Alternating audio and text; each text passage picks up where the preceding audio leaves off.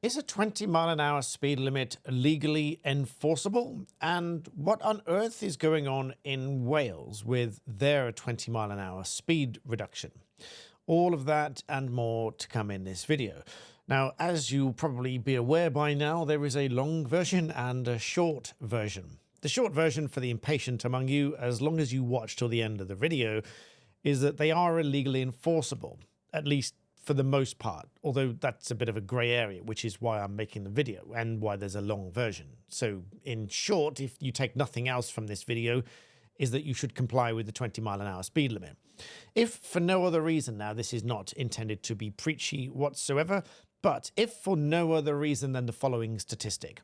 Research shows that 1 in 40 people, 40, will die if they are hit by a vehicle travelling at 20 miles an hour. 1 in 40. Now, it's one too many, but it's 1 in 40. Comparing that with the standard residential road speed limit of 30 miles an hour, for most areas anyway, this is significantly different.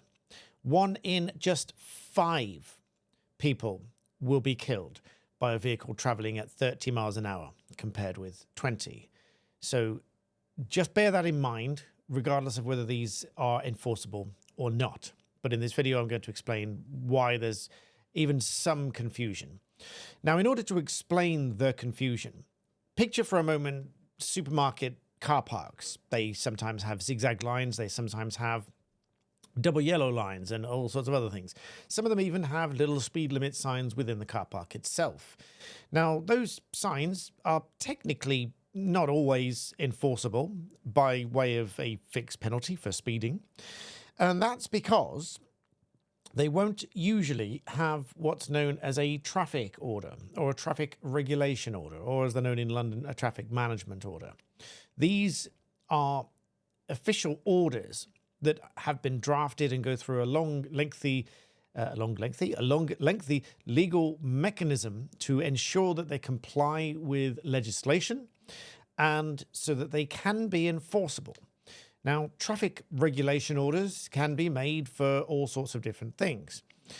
For example, they can be made to introduce speed limits, they can be made to introduce parking restrictions, weight directives for lorries and other heavy vehicles, one-way streets, cyclist only, and all sorts of other things, which make them enforceable.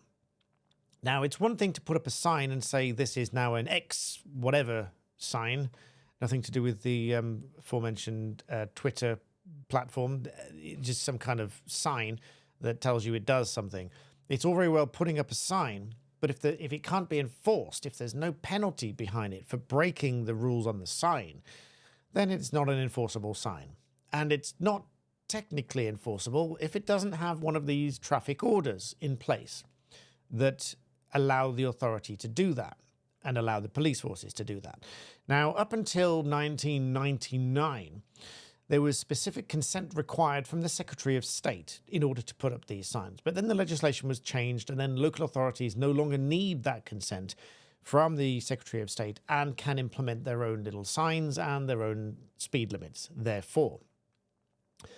Otherwise, without the sign, it's technically not enforceable. Now, how are you to know whether it's enforceable or not? Well, unless you look it up and you are so inclined to actually check whether it's enforceable and there's a proper traffic management order in place, then you won't know. And so that's why my guidance to you is just to comply with these signs, if not at least for the safety aspect. As I said, this is not meant to be preachy, but the research shows that this is a significant difference. Research doesn't support, however, that the change in these speed limits is actually linked to a reduction in fatalities. But all that possibly shows is that people are not necessarily complying with the speed limits, the new speed limits. Now, some of the areas that you'll see, as I say, will say 20-mile-an-hour zone. Now, this is sometimes, but not always. I don't have numbers on this, but I understand it to be sometimes is just where the local authority has just decided to put these signs up, save on the cost of doing it properly, and just put the signs up to encourage people to drive at a slower speed. Now, that's not necessarily a case if they have then since, or even from the outset, put in a proper traffic management order and it's an official sign, it's an enforceable sign, it might still say zone. So you can't rely on that discretion either. Now, there's been some debate in various parts of the country. I'm not going to name any particular one, but some of them have risen in the media, in news reports and so on, with particular debate as to whether or not the local authority complied with the law in doing a proper traffic management order, as to whether these signs are accurate or not. So what's going on in Wales? Well, in Wales, they decided that the new standard residential speed limit, instead of 30, as most people understand it to be, was going to be 20 from the 17th of September, which has obviously come and gone. So the new standard speed limit in Wales, enforceable speed limit, is now 20 instead of 30 on those standard roads, residential roads. But it is not a blanket speed restriction everywhere. There are certain exceptions. In fact, there's a list of different roads, so you can go and check those to see whether a certain road is still 30 as opposed to 20, because some roads have been deemed that it will not be appropriate to have a speed limit of 20 on those areas. And so by an order, again, some roads are going to remain at 30. Those are known as exceptions. And other roads that were already 30 by way of an order will remain 30, because the order will remain in force unless it's been revoked. And so the roads that are now 20 are 20 by either by order or by legislation, meaning it is enforceable. So again, coming through the long-winded explanation, the short version is still, yes, for the most part, these are going to be enforceable. And just to quell another myth that comes up time and time again, whilst it is down to each and every force to enforce these speed restrictions, they won't necessarily do so in all areas, and they won't necessarily do so consistently. In fact, there's been some criticism of public statements previously made to say that these 20-mile-an-hour limits, as they were everywhere else, are not generally enforceable because the force just doesn't enforce them.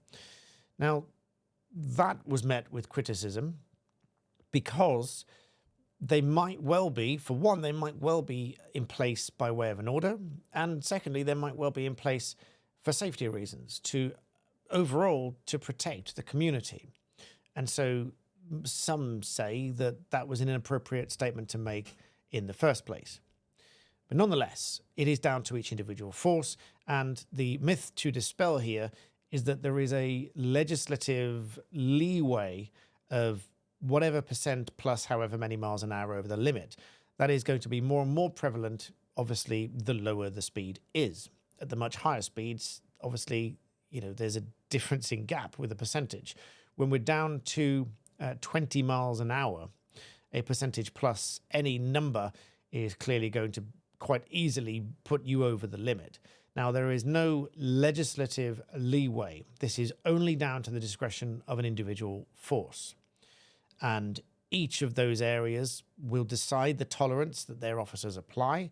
And some say that it's 10% plus 1, some say that it's 10% plus 2, some won't say at all, and some say there is no tolerance. If you are 1 mile an hour over the limit, you are over the limit, and that is it. And strictly speaking, that's true, because these speed limits are made under the powers under the Road Traffic Regulation Act of 1984. Many people then say, this is old, it needs updating. Well, it's been updated many, many times since 1984. They don't just bring in a new one and call it 2023. Otherwise, everything would be the Something Act 23. This has been amended many times. And as you can see here, it separates outside Greater London and in Greater London. And there are certain sections that specifically relate to speed limits on roads other than restricted roads, and so on. So these traffic management orders or traffic regulation orders are all made within the legislation and will be enforceable if there is such an order in place. Now, if there is no order in place, you may not know that, and I would still encourage you to comply with it for these reasons. And let's not forget that even if the 20-mile-an-hour zone does not have an order and is not enforceable, but you are driving dangerously, you can still be charged with either driving without consideration or careless driving, or even dangerous driving, depending on the extent of what might happen. And obviously you can be breaking highway code regulations and all of those kind of things, so you can still be held liable irrespective of complying with the speed limit. I hope that was a useful 10-minute overview. If you do find these interesting and useful, please do hit the like button, subscribe. That's how I grow. I rely on your support, and I thank you for that. And in the meantime, thank you for watching.